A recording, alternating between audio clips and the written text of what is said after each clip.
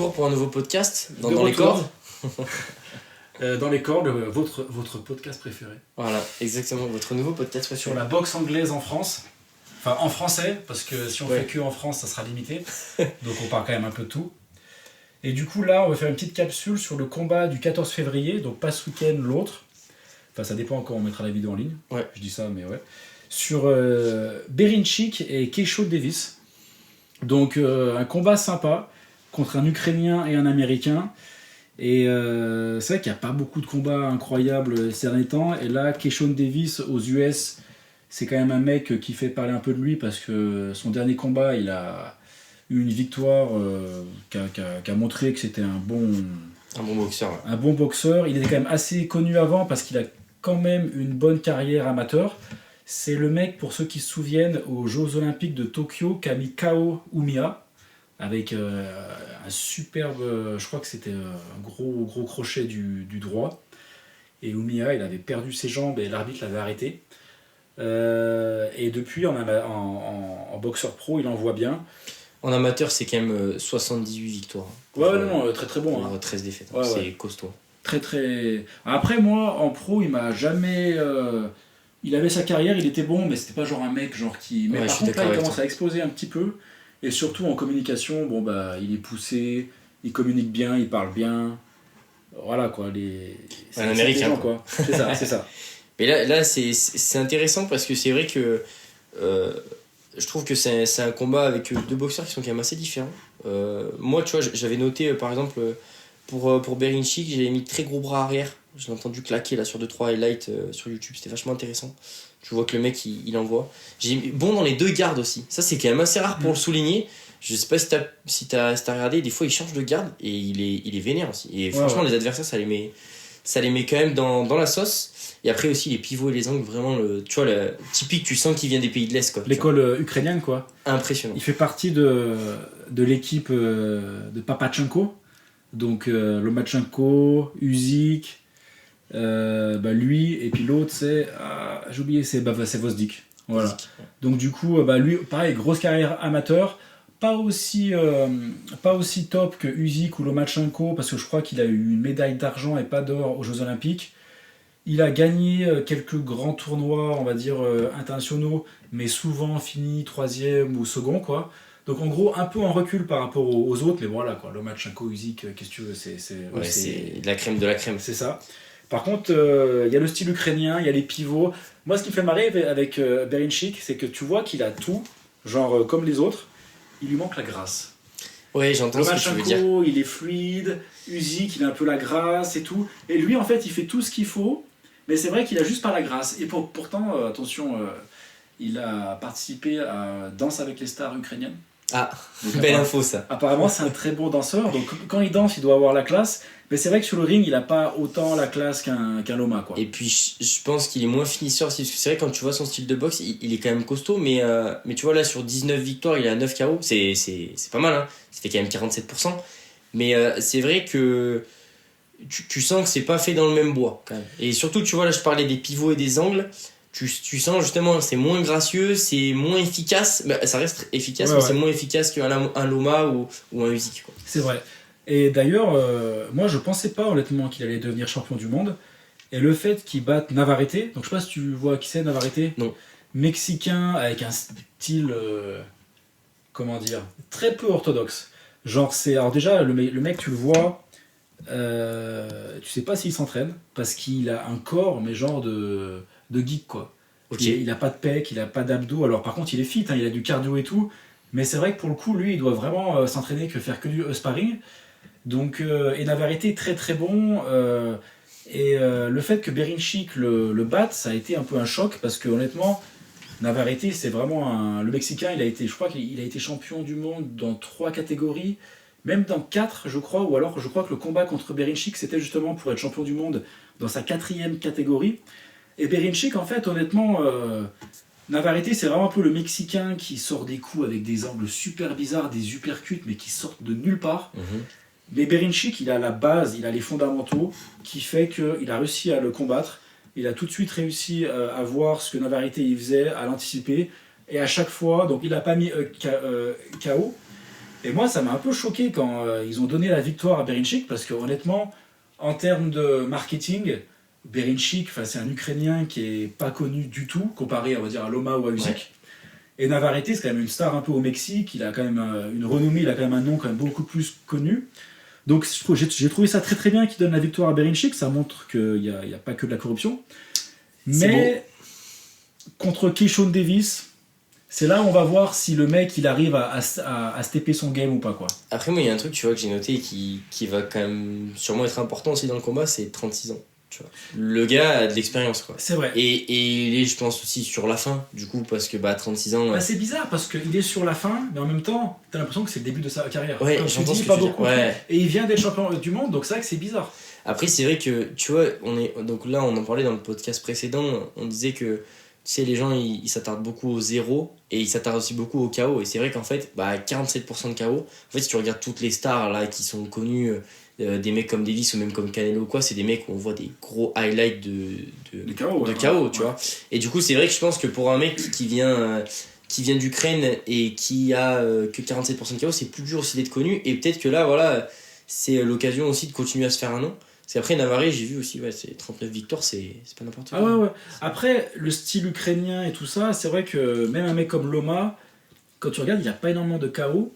Lui, il a beaucoup d'arrêts, les mecs qui arrêtent, quoi. Les mecs qui se disent au bout de 5 rounds, 6 rounds, c'est bon, je vais me faire des bouts à poiter, je préfère m'arrêter. Voilà.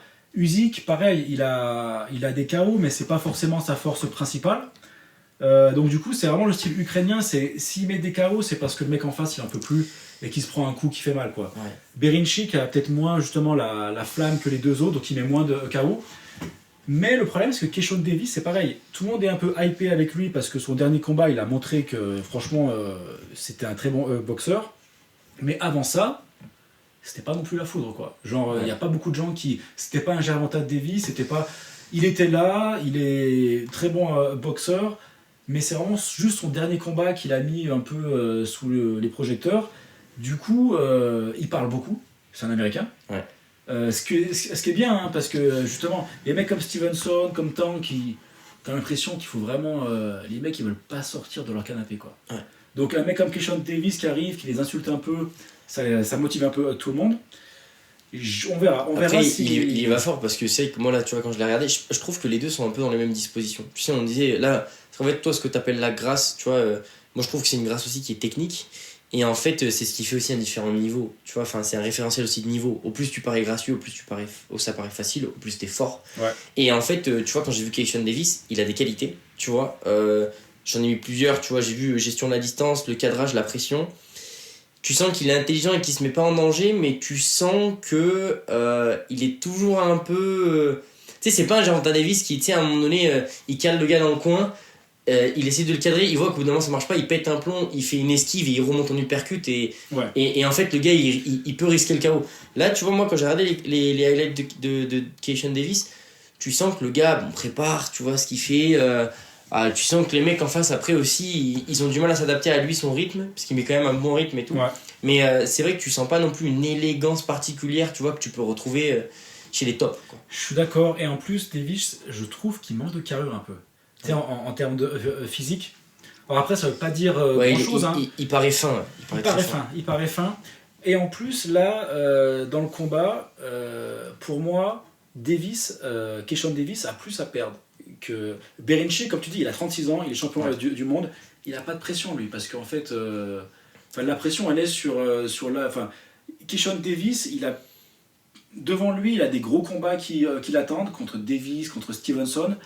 Et donc du coup, Berinchik, c'est un mec qui doit le passer, et il sait que s'il le passe brillamment, ça va faire monter en gros son stock, quoi. Et donc du coup, il va pouvoir faire des combats après plus gros pour plus d'argent. Donc du coup, il va y aller avec de la pression, de dire oh putain, je vais devoir le mettre KO assez vite, quoi. Ouais. Et ça, c'est typiquement le genre de situation, je pense, où ça peut jouer contre le boxeur, alors que Berinchik, lui, il dit mais moi, là, franchement, je suis champion du monde. J'ai 36 piges, là j'ai un gros combat aux US. Il a quand même une grosse carrière amateur, ce qui fait que, d'ailleurs, meilleure que celle de Davis, ce qui fait que la pression, il sait la gérer. Et en plus, Berinchik, comparé à un mec comme Loma, où Loma, il est quand même pas trop en mode comment dire, il est pas trop dans le délire, je me la pète quoi. Dans le sens, enfin, genre, je sais pas Ouais, il est comment pas dire. dans le show, c'est Voilà, pas un showman. c'est pas un showman. Alors que Berenchik, il est beaucoup plus showman à la Usyk. Il a Ok. fait des entrées de ring marrantes où il est en prisonnier. Enfin, c'est le genre de mec qui.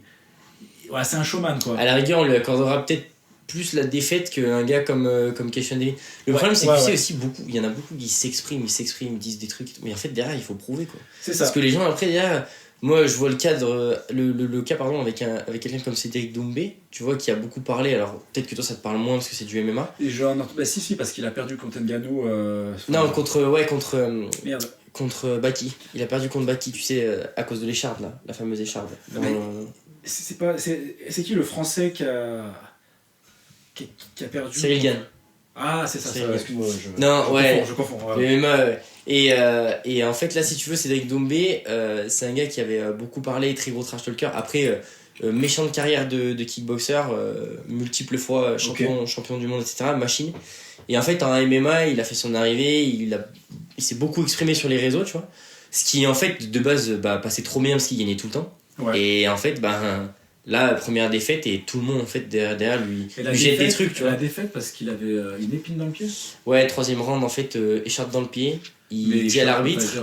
C'était un ring de MMA, quoi. Il y avait pas Alors en fait, apparemment, et c'est ce qui fait un peu. Enfin, ça n'a pas fait débat par rapport au combat, mais après, c'est qu'en fait, pour l'argent, l'organisation permettait aux gens, entre les combats, de monter sur le ring et de prendre des photos avec les combattants. Oh. Ce qui fait que potentiellement, il aurait pu y avoir encore des petits Ok. résidus. Bon, voilà, après. Mais tout ça pour dire que voilà, quand tu ouvres ta bouche, derrière, il faut gérer. Et t'as 25 ans, tu t'appelles Keishan Davis. T'as pas la même carrière qu'un gars comme Gervonta ou comme Garcia, et ben il faut pas perdre. Il faut pas Faut perdre. pas perdre. Et surtout que le Berenchik, ouais, c'est un showman. Je pense qu'il va arriver aux US, il va réussir à lui mettre la pression. Genre mentalement. Et Berenchik, encore une fois, sur le ring, il est pas aussi flamboyant qu'un Loma en termes. Tu sens, un mec comme Loma ou Usyk, juste leur style, ça t'hypnotise. Ouais. Tu les vois bouger. Limite sur l'écran, tu peux regarder que quoi. L'autre, tu t'en fous. Ouais. Alors que Berenchik, bon, c'est pas le cas, mais par contre, le mec, il est intelligent. Il sait, il a tous les astuces des Ukrainiens, là, comme tu dis, les pivots, tac, Puis, tac, je te dis, tac. le changement de garde, Il change de c'est un garde. truc qui peut vraiment être pénible. C'est ça. Et Davis, honnêtement, c'est possible qu'il panique parce que s'il voit qu'au bout de 3-4 rounds, le Berenchik, il arrive à faire des ajustements et que tous les trucs qu'il tente ne marchent pas. Donc du coup, ce combat, moi je pense que ça peut être un très beau combat. Pour autant, Keishan Davis peut le défoncer. Genre vu qu'il est il est beaucoup plus jeune, il peut le défoncer en 3 rounds et Berenchik, voilà quoi, peut être. En fait, moi ce que j'attends de voir, tu vois, c'est typiquement, tu vois, comme je le disais, c'est deux boxeurs pour moi qui sont très différents, d'âge différents, tout qui un peu les oppose, tu vois. Et c'est qui va réussir à mettre son rythme en fait. Si Keishan Davis il arrive à mettre son rythme, à cadrer et à l'amener un peu dans un étau, tu sais, comme il le fait souvent, en fait à force tu vois pas qu'en fait derrière, du coup tu te retrouves derrière les cordes et là tu prends un bras arrière avec un doublé du bras avant, tu vois, et tu prends un gros bras arrière. Ou est-ce que justement, tu sais, un peu à la magie ukrainienne, Berenchik qui va réussir en bougeant, en lui mettant des petits coups à droite à gauche, tu sais, à le faire sortir de son combat. Ouais. Ça va être tout l'enjeu, je pense, de ce type de fight-là. Si ça se joue sur ça, moi je parie pas, mais je mettrai mes sous sur Berenchik parce que c'est exactement ce qu'il a réussi à faire contre Navarrete. Navarrete, c'est un mec qui t'emporte dans son rythme, qui te met la pression, et en fait, souvent les gens ils sont un peu. Il y a trop d'infos en même temps, le mec il se déplace, il a des angles assez bizarres. Et Berenchik dans ce combat a réussi justement à chaque fois que Navarrete il commençait à faire un truc, bam, à le resetter quoi. Avec une droite, avec un cross. Et donc du coup, Navarrete a jamais réussi à imposer son rythme. Et honnêtement, Navarrete en termes de rythme, de puissance, je le vois un peu mieux que Keishan Davis. En tout cas, il a plus prouvé que Keishan Davis. Après, encore une fois, comme disent les Américains, style make fight. Ouais. Donc on verra une fois que le premier round commence, mais dur à... Ouais. Je pense que là, voilà, c'est maintenant ou jamais pour un mec comme Keishan Davis, américain, 25 ans, c'est maintenant. Faut prouver maintenant, il faut s'il se montrer fait battre, tout le monde va se foutre de sa gueule. Parce qu'en fait, c'est ça, s'il se fait battre, ça va être La risée. Pour Davis, enfin pour Tank Davis, pour Stevenson, pour tous les autres, ça va être genre, ah ben voilà, en gros, ça vaut pas le coup que je fasse un combat contre toi, parce que regarde, tu perds contre un mec inconnu. Inconnu qui a un 19-0, c'est bien, mais c'est ça, 19, 9 KO, c'est pas non plus la panacée quand on parle de statistiques. C'est ça. Voilà. Du coup, c'est ça qui est encore un peu dommage. Le Keishon, il devrait y aller en disant bah, si je perds, c'est pas grave, le mec est champion du monde. Je veux dire, si tu perds contre quelqu'un, le mec est champion, je veux dire, il y a vraiment pas de honte, quoi. Mais aujourd'hui, peut-être que pour lui, ça va être beaucoup de pression. Et à l'instant du combat, on va voir ce que ça va donner. Suspense. Ouais. C'est un beau combat à venir. Voilà, je pense qu'on a tout dit. Hein. Allez. On est pas mal. Faites-vous plaisir si vous voulez regarder un petit combat. C'est une partie des combats qui sont un peu intéressants. Et c'est vrai qu'aujourd'hui, il n'y a pas des masses. Donc, ouais. Et c'est vrai que Berinchyk, c'est le dernier Ukrainien. C'est pas le dernier, quoi. Mais en tout cas, de la team Papachenko, c'est le dernier qui tourne bien, quoi. Team qui tient cher à ton cœur. Ah bah ouais, non, ils ont été incroyables ces Ukrainiens. Hein. On pourra faire un épisode sur eux. Hein. On fera ça. Et c'est vrai que là, Loma, je pense qu'il va prendre sa retraite. Usyk, peut-être encore un combat ou deux et c'est fini. Ouais. Vosdik, pris sa retraite. On arrive au bout du cycle. Du coup, voilà, quoi, il reste que Berinchyk. Et ouais. Et bah faites-vous plaisir, on va regarder un joli combat. Allez. C'est le week-end, c'est pas celui-là, c'est l'autre, donc c'est le week-end du 15, du 14-15, je crois. C'est le 14 février, ouais. Pour la Saint-Valentin. Parfait. Voilà, bah faites-vous plaisir. Votre copine sera contente. Bah merci à tous d'avoir écouté ce podcast. On espère que ça vous aura plu. Carrément. N'hésitez pas à aller checker les autres aussi. Ouais. On a parlé de pas mal de trucs intéressants. Et à dire ce que vous en pensez. Ouais, surtout, à dire ce que vous en pensez. Bye bye. Allez, ciao.